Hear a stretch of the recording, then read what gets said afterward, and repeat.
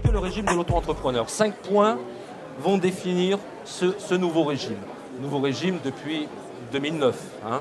Donc maintenant, on a un petit peu de recul et on sait comment ça marche. Alors, ces 5 points vont structurer toute la présentation.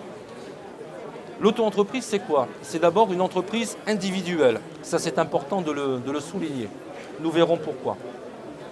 C'est une possibilité de démarrer une entreprise avec des formalités d'inscription hyper allégées, puisqu'en 10 clics sur Internet, vous avez créé votre boutique.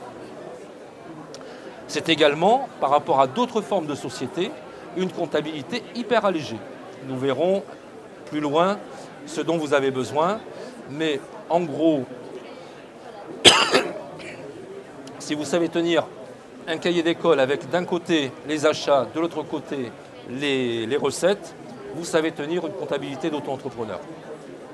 Et surtout, Ciel, le stand sur lequel je me trouve, livre un logiciel entièrement gratuit pour les auto-entrepreneurs qui vont vous permettre de démarrer la tenue d'une comptabilité. C'est également un régime microsocial simplifié. Nous verrons plus loin les modalités d'application de ce régime microsocial. Un régime microsocial simplifié et également un régime microfiscal simplifié. Ces 5 points, on va les développer maintenant pendant toute cette présentation.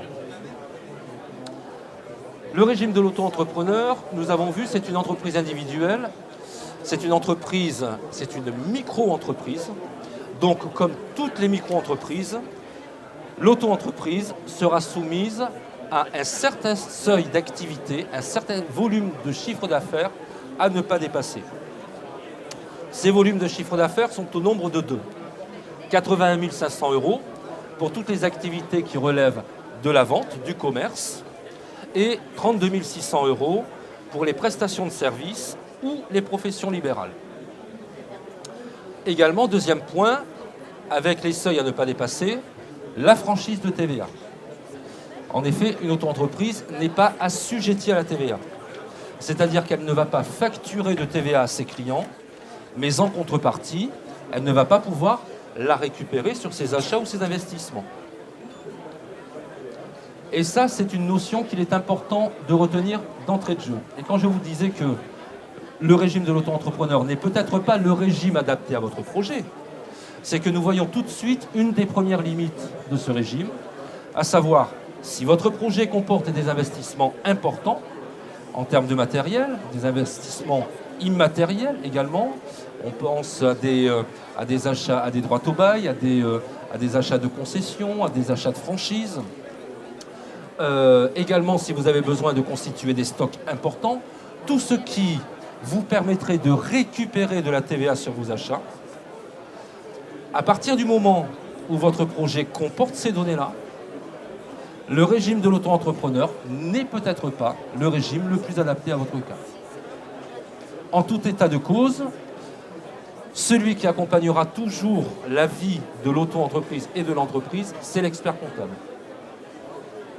Donc n'hésitez pas à lui poser des questions pour voir avec lui si effectivement votre projet peut se démarrer en auto-entreprise.